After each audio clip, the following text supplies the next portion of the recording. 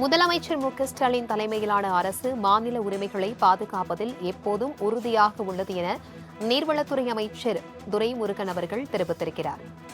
அண்டை மாநில நதிநீர் பிரச்சினைகளில் அரசியல் லாபம் கருதி வெற்று அறிக்கைகளை வெளியிடும் அதிமுக அரசு என்றும் தற்பொழுது அதிமுக அரசை அவர் குற்றம் சாட்டியிருக்கிறார்.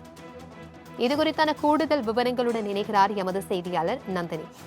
நந்தினி, இதுகுறித்தான முழு விவரங்கள் என்ன? வணக்கம் பிரபாவதி. தமிழ்நாடு முதலமைச்சர் தலைமையிலான திமுக அரசு தமிழ் மொழி மற்றும் மாநில உரிமைகளுக்காக எப்போதும் உறுதியான நடவடிக்கைகளை எடுத்து வந்திருப்பதாக நீர்வளத்துறை அமைச்சர் துரைமுருகன் அறிக்கை வெளியிட்டிருக்கிறார். முல்லை பெரியாறு அணையில் 152 அடி வரை தண்ணீர் தேக்கி வைக்க நடவடிக்கை மேற்கொள்ளவில்லை என உண்ணாவிரத போராட்டம் அறிவிப்பு செய்திருக்கக்கூடிய எதிர்க்கட்சி தலைவர் எடப்பாடி பழனிசாமிக்கு அமைச்சர் துரைமுருகன் விளக்க அறிக்கை வெளியிட்டிருக்கிறார்.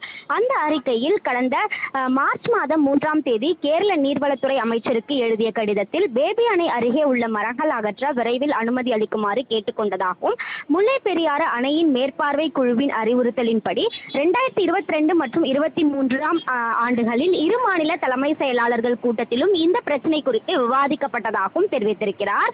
தொடர்ந்து தமிழ்நாடு அரசு கேரள அரசுக்கு கடிதங்கள் வாயிலாகவும் மேற்பார்வை குழு கூட்டங்களின் வாயிலாகவும் பேபி அணையின் எஞ்சிய பணிகளை முடிக்க தேவையான அனுமதி அளிக்க வலியுறுத்தி வருவதாக குறிப்பிட்டுள்ள அவர், மீதமுள்ள பலப்படுத்தப்படும் பணிகளை மேற்கொண்டு அணையின் நீர்மட்டத்தை 152 அடி வரை உயர்த்துவதன் மூலம் தமிழ்நாட்டின் உரிமை மற்றும் முல்லை பெரியாறு அணை பாசன விவசாயிகளின் நலன் கருதி தமிழ்நாடு அரசு அனைத்து நடவடிக்கைகளையும் தொடர்ந்து மேற்கொண்டு வருவதாக தெரிவித்திருக்கிறார்.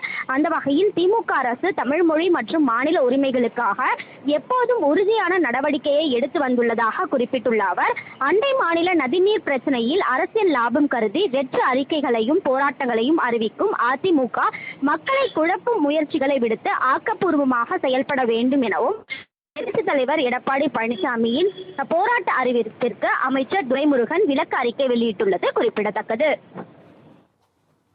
தகவல்களுக்கு நன்றி நந்தினி.